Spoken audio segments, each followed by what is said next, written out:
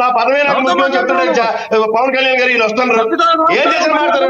Collector Pawan Kalyan clear గా చెప్తారు. పవన్ కళ్యాణ్ గారు లా అండ్ ఆర్డర్ కంట్రోల్ లేని ప్రభుత్వం కానీ ముఖ్యమంత్రి గారు చెప్తున్నారు మంది మెజరబుల్ ఫెయిల్యూర్ అని. ఈ వచ్చి మాట్లాడుతుంటే చట్టంతో పట్టుకుని వస్తారు.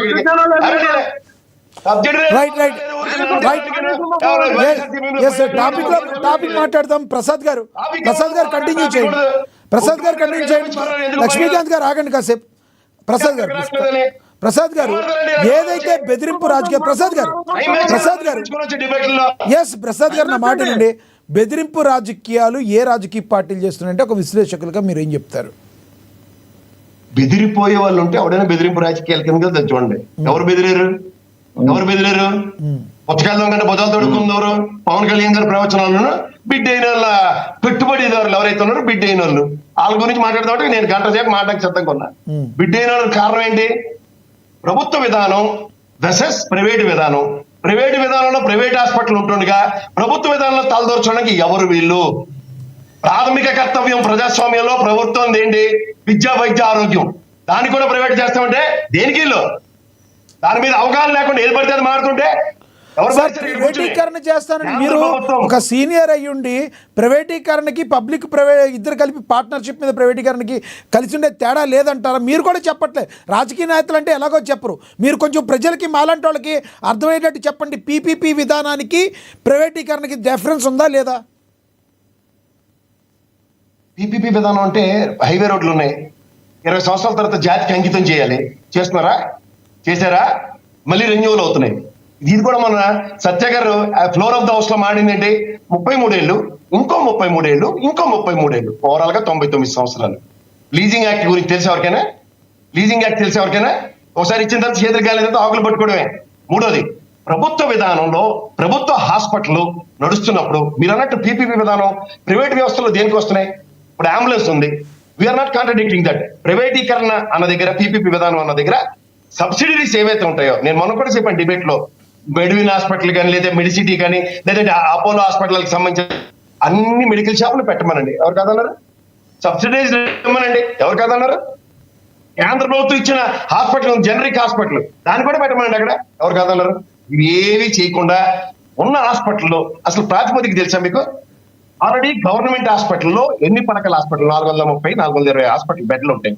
ఇది కాకుండా ప్యారల్ గా ప్రభుత్వం ప్యారల్ గా ఆ మిగిలిన ల్యాండ్ లో ప్రైవేట్ భవనాలు నిర్మించి వాళ్ళతో పీపీపీ విధానం అంట. What is this non sense? ఇప్పుడు మనం విదేశీ విద్యకి వెళ్ళి పాపం మెడికల్ సీట్లు కోరుకుని చదువుకుంటున్నారు. గ్రామాల్లో ఇంకో 10 రూపాయలు ఎక్కువ ఇచ్చి ప్రభుత్వం ఈ విధంగా చార్జ్ చేస్తుంది. దానికి సంబంధించిన అంశాల్లో దీని మెయింటెనెన్స్ కే వాడుతున్నాం ప్రైవేట్ సీట్లు అన్నది కేటగరైజేషన్ ఇవ్వనండి. దాని మీద గత ప్రభుత్వం కూడా అదే కేటగరైజేషన్ ఇచ్చింది కదా. వీళ్ళకి వచ్చేసారు కదా మొత్తం అంతా. చైనా తెలుసా మీకు? చైతన్య నారాయణ బ్యాచ్ అంటారు చైనా అంటాం మేము. ఎందుకంటే వీళ్ళ విధానాల్లో విద్యని పణంగా పెట్టి ఇదే స్కూల్లో చదువుకుని ప్రయోజకులైన మాలాంటి వాళ్ళందరినీ తృణప్రాయంగా తీసేయడం.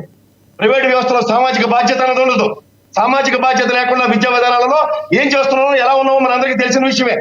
ప్రైవేట్ రంగంలో హాస్పిటల్ దగ్గర ఎప్పటి ముప్పటిగా ఖర్చులు, ప్రభుత్వం తీసుకున్న నిర్ణయాల్లో ఒక ఆరోగ్యశ్రీ, దీనివల్ల ప్రజల సంక్షేమం ఏ విధంగా జరుగుతుందో చూడమనండి.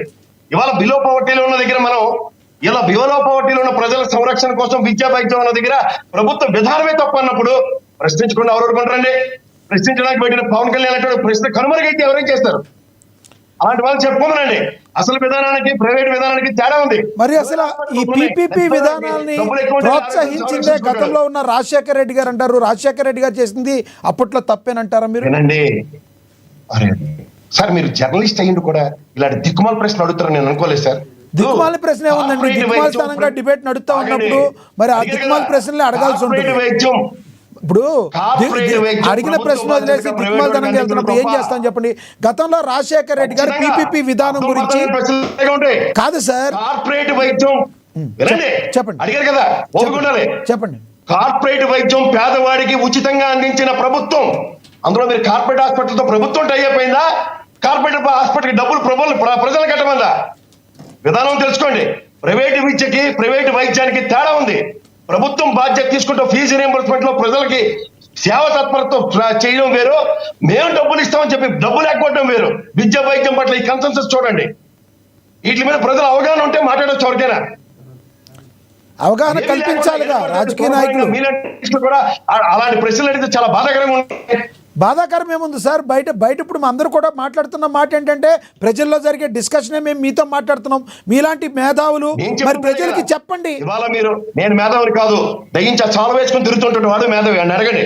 ఈ విషయంలో చెప్తున్నాను, ప్రైవేటు వైద్యం ప్రభుత్వ పరంగా సామాన్యుడికి అందించడంలో ఆరోగ్యశ్రీ సఫలీకృతం అయితే ప్రజలకు వచ్చిన అప్రహెన్షన్ ఏంటి? ఇందులో ప్రభుత్వంలో అవకతవకలు ఉన్నాయి. ఈ విధానాల మీద ఎండగట్టని నేను మాట్లాడతాను. ఆరోగ్యశ్రీలో అపనంగా 10 కోట్లు తినేశారు, 20 కోట్లు తినేశారు, 100 కోట్లు తినేశారని చెప్పి డిబేట్ పెట్టండి. ఆ తీసుకున్నవాడు వాళ్ళ మీద ప్రక్షాళించి ఖచ్చితంగా డిబేట్ చేయొచ్చు.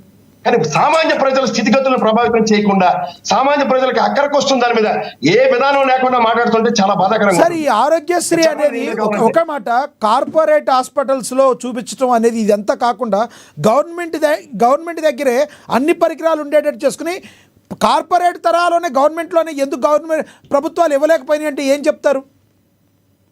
చాలా బాగా చెప్పారు. ఇప్పుడు రీసెంట్ గా పెట్టిన 17 మెడికల్ కాలేజీలో పులివెందుల మించి సూపర్ సోఫిస్టికేటెడ్ ఎక్విప్మెంట్ ని ఎప్పుడైతే గుంటూరు హాస్పిటల్కి తరలించారో, సోఫిస్టికేటెడ్ ఎక్విప్మెంట్ ఈ 17 మెడికల్ కాలేజీలో ఉన్న విషయాన్ని ప్రజలు ఎందుకు యాక్సెప్ట్ చేయట్లే? మీరు ఎందుకు యాక్సెప్ట్ చేయట్లే? ఇప్పుడు వచ్చేసరికల్లా గవర్నమెంట్ హాస్పిటల్లో ఎంఫసైజ్ చేయడానికి కేజీహెచ్ లాంటి హాస్పిటల్లో ఉన్న ఎక్విప్మెంట్ సార్ ఏ ప్రైవేట్ హాస్పిటల్లో కూడా ఉండదు. కానీ బెస్ట్ యూటిలైజేషన్ తీసుకోవాల్సిన ప్రభుత్వ విధానాలు ఏమన్నదే ప్రశ్న. మీకు ఇంకో మాట చెప్తా సార్, ఇవాళ మీరు ప్రైవేట్ హాస్పిటల్లో ఈ కార్పొరేట్ కి సామాన్య ప్రజలు కుదేలేవుతున్న ఉదంతాలు ఎన్నున్నాయో. ఇప్పుడు మనకి మీరు అన్నట్టు ఆరోగ్యశ్రీని మీరు అన్నట్టు ఫోకస్ చేయొచ్చు, ఐఎమ్ నాట్ కాంట్రడిక్టింగ్ ఇట్. కానీ ఆరోగ్యశ్రీతో ముడిపెట్టి ప్రభుత్వ హాస్పిటల్ అంటే డిస్ట్రిక్ట్ కోర్టు ఉంటుంది. మీకు తెలియదు కాదు, నాకు తెలియదు కాదు. ప్రభుత్వ హాస్పిటల్ ప్రతి గ్రామ పంచాయతీకి ఒక ప్రభుత్వ హాస్పిటల్ పెట్టి మీరు ఆ విధానాన్ని ఎంఫసైజ్ చేస్తే నేను ఒప్పుకుంటా.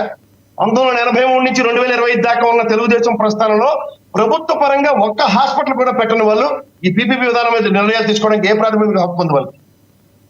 తలా తోక లేకుండా ఈ నిర్ణయాలు కొన్ని తప్పన్నప్పుడు నేను పట్టిన కుందేలకి 3 కాళ్ళు అంటే ఎలా? ఇది ప్రజలకు సంబంధించిన సమస్య. ఇక ప్రసాద్ గారు, ఈ బెదిరింపు రాజకీయాల సంగతి ఏం చెప్తారు మీరు? కాదండి, ఎవరు బెదిరిస్తున్నారు? చట్టపరమైన చర్యలు. లోకేష్ గారే 3 పేజీలు అయ్యే, ఇంకా 97 ఉన్నాయి. చట్టపరంగానే వెళ్తాం. కానీ కాటా కుస్తీలు అన్న మాటలు ఏంటంటే పవన్ కళ్యాణ్ గారే మాట్లాడతారు. కర్ర తెస్తారా, రాడ్లు తెస్తారా, కరాటే చేస్తారా అని మాట్లాడుతున్న పవన్